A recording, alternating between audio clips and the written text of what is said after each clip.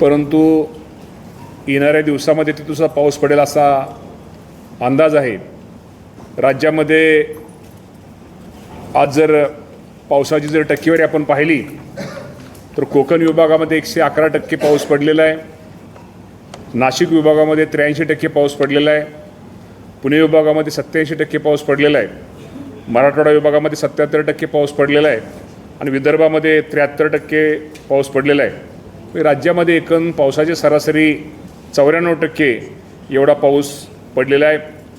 विदर्भामध्ये पाऊस हा कमी दिसतोय, कोकणामध्ये पाऊस हा जास्त आहे आणि निश्चित प्रकारे पेरणीच्या बाबतीमध्ये जर सांगायचं झालं तर राज्यात आपल्याला आज अखेर सरासरीच्या साधारणतः 84% जास्त पेरणी ही आपल्या राज्यामध्ये झालेली आहे। पेरणीमध्ये अमरावती विभागामध्ये आघाडी आहे, 92% पेरणी आहे आणि सर्वात कमी पेरणी ही ठाणे विभागात झालेली आहे। आणि निश्चित प्रकारे आपल्याला माहिती आहे की ह्यावर्षी मकेचं प्रमाण मकेची पेरणी ही सर्वात जास्त मका आणि सूर्यफुलाची झालेली आहे आणि त्यामध्ये निश्चित प्रकारे सूर्यफूल बियाण्याच्या बाबतीमध्ये काय तक्रारी पण काय उगवण्याच्या बाबतीमध्ये राज्यामध्ये होत्या। त्या बाबतीमध्ये बऱ्याचशा कंपन्या बाबतीमध्ये तक्रारी प्राप्त झाल्यानंतर अनेक साधारणतः 85 कंपन्यावरती आपण FIR दाखल केलेल्या आहेत आणि ज्या शेतकऱ्यांचं बियाणं ताबडतोब तिथं बदलून द्या आणि त्या शेतकऱ्यांना निश्चित प्रकारे मदत करण्याचा निर्णय हा शासनाने निश्चित प्रकारे घेतलेला आहे। सोयाबीनच्या बाबतीमध्ये आपल्याला सांगायचं झालं तर साधारणतः आज अखेर साधारणतः 45 लाख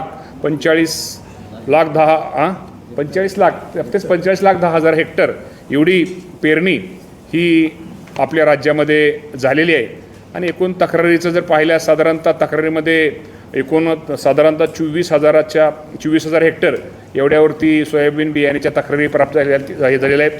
त्या बाबतीमध्ये आमचे सगळेच कृषी अधिकारी खालचा आमचा सगळा कृषी स्टाफ हा फील्डवर आम्ही सर्वांनी कालच सर्क्युलर काढलेला आहे आणि शेतकऱ्यांना जिथे मदत करता येईल, जिथे शेतकऱ्याला सहकार्य करता येईल तो करण्याचा प्रयत्न आम्ही निश्चित प्रकारे घेतलेला आहे।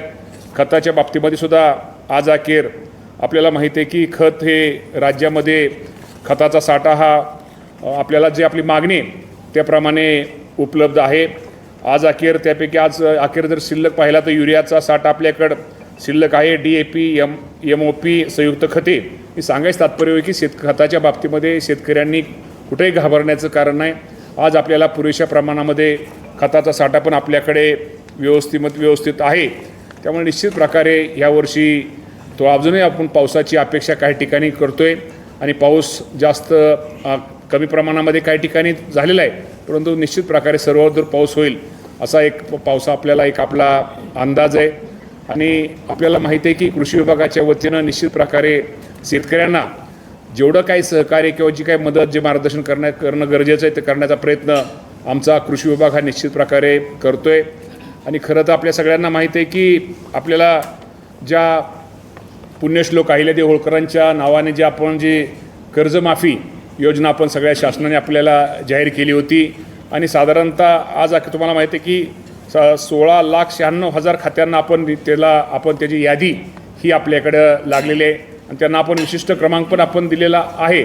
परंतु काही बाबतीमध्ये निश्चित प्रकारे आपल्याला माहिती आहे की जिल्हा मध्यवर्ती बँकेमध्ये अडचण वाटत नाही आहे, परंतु राष्ट्रीयकृत बँकामध्ये शेतकऱ्यांच्या तक्रारी आहेत आणि तक्रारीमध्ये खरं तर ते शेतकरी ज्यावेळेस EKYC करायला जातो आणि त्यावेळेस निश्चित प्रकारे त्याचं असणारं कर्ज, त्याची असणारी व्याज आणि रक्कम ह्यामध्ये तफावत दिसते।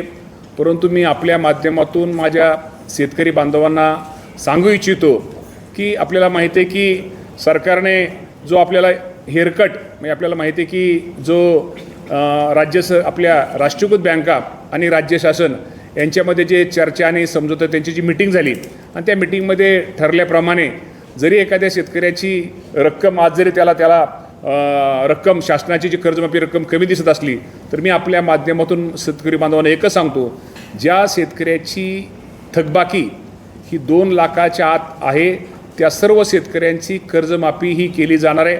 रक्कम तुमची जरी शासनाकडून तुमची कर्जमाफी रक्कम जरी तुम्हाला कमी दिसत असली तर ती वरची रक्कम ही तिथल्या त्या राष्ट्रीयकृत बँकेने त्यांनी त्या राष्ट्रीयकृत बँकेने ती द्यायची आहे. त्यामुळे यामध्ये कुठेही गफलत किंवा कुठेही गैरसमज करू नये. त्यामुळे रकमेच्या बाबतीमध्ये जे राज्य शासनाने आपल्याला जी रक्कम जाहीर केलेली ती संपूर्ण रक्कम, थकबाकी रक्कम, तुम्हाला सगळ्यांना तिथं थकबाकी रक्कम ही बँकेमध्ये राष्ट्रीयकृत बँका आणि शासनावरची रक्कम जी शासनाने दिलेली आणि शासन वरची रक्कम ही राष्ट्रीयकृत बँक भरणार आहे. त्यामुळं ती बँक तुम्हाला नीलचा दाखला हे माझ्या शेतकरी बांधवांना मिळणार आहे. आणि दुसऱ्या दिवशी नवीन पीक कर्जसुद्धा त्याला वाटप करायला आम्ही त्याप्रमाणे सांगितलं जाणार आहे.